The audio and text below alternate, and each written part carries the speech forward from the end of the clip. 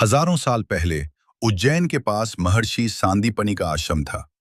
वहां राजकुमार और निर्धन ब्राह्मण के बालक एक साथ शिक्षा पाते थे। कृष्ण, जो स्वयं भगवान थे, और सुदामा, जो एक अत्यंत निर्धन ब्राह्मण पुत्र थे, के बीच एक अटूट रिश्ता बना। एक बार की बात है, दोनों जंगल में लकड़ियां काटने गए। मूसलाधार बारिश होने लगी। दोनों एक पेड़ के नीचे छिप गए। सुदामा के पास गुरुमाता द्वारा दिए गए कुछ चने थे। ठंड के कारण सुदामा के दांत किटकिटा रहे थे। कृष्ण ने पूछा, सुदामा, क्या चबा रहे हो? सुदामा ने डर और संकोच के कारण झूठ बोल दिया, कुछ नहीं कृष्ण, बस ठंड से दांत बज रहे हैं। वे चने सुदामा ने अकेले खा लिए।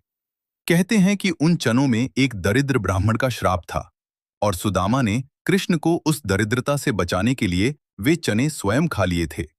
यहीं से सुदामा के जीवन में घोर गरीबी का आरंभ हुआ। लेकिन कृष्ण के प्रति उनका प्रेम और बढ़ गया। वर्षों बीत गए। कृष्ण द्वारका के राजा बन गए, और सुदामा अपनी पत्नी सुशीला और बच्चों के साथ एक टूटी हुई कुटिया में रहने लगे। सुदामा के पास पहनने को फटे कपड़े थे, और खाने को 2 वक्त की रोटी भी नहीं थी। बच्चे अक्सर भूखे सो जाते थे। उनकी पत्नी सुशीला ने एक दिन अत्यंत विनम्रता से कहा, स्वामी, आप हमेशा कहते हैं कि द्वारकाधीश श्री कृष्ण आपके परम मित्र हैं। यदि वे आपके मित्र हैं, तो आप एक बार उनसे मिलने क्यों नहीं जाते? वे तो अंतर्यामी हैं, क्या वे आपकी स्थिति नहीं जानते? सुदामा ने पहले तो मना किया, क्योंकि उन्हें कुछ मांगना पसंद नहीं था। लेकिन जब पत्नी ने कहा, कुछ मांगना मत, बस अपने सखा के दर्शन तो कराइए, तब सुदामा तैयार हो गए। सुदामा खाली हाथ मित्र के घर नहीं जाना चाहते थे। पत्नी ने पड़ोसियों से मांगकर 4 मुट्ठी कच्चे और टूटे हुए चावल, तंदुल, एक फटे हुए कपड़े में बांधकर सुदामा को दे दिए। यही सुदामा की पूरी संपत्ति थी। सुदामा नंगे पैर, फटे कपड़ों में, धूल से लथपथ द्वारका की ओर चल पड़े। उनके मन में केवल एक ही धुन थी, क्या कृष्ण मुझे पहचानेंगे? क्या वे अब भी वही पुराने कृष्ण हैं? जब सुदामा द्वारका के स्वर्ण द्वारों पर पहुंचे, तो द्वारपालों ने उन्हें रोक दिया। एक दुर्बल, मैला कुचैला ब्राह्मण जब खुद को महाराज का मित्र बताने लगा, तो द्वारपालों को हंसी आ गई।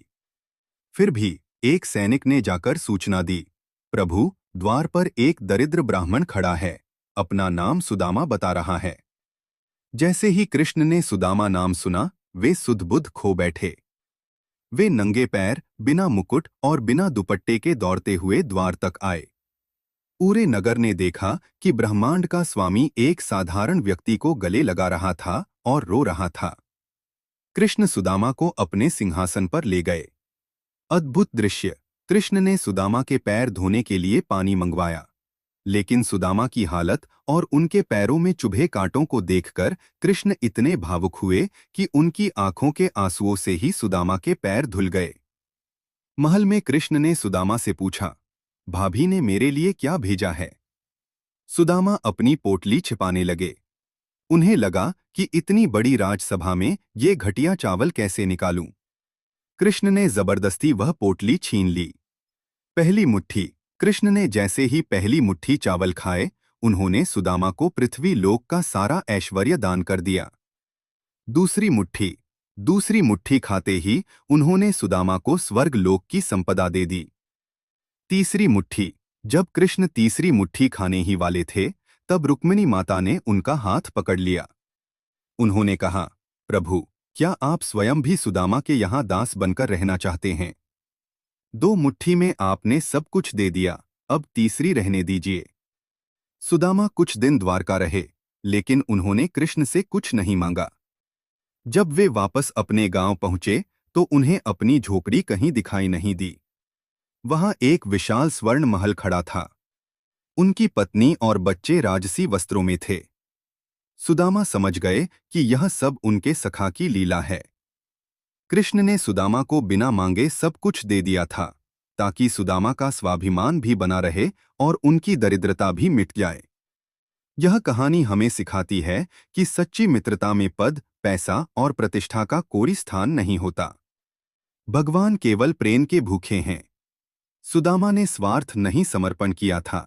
इसलिए उन्हें वह मिला जिसकी उन्होंने कल्पना भी नहीं की थी।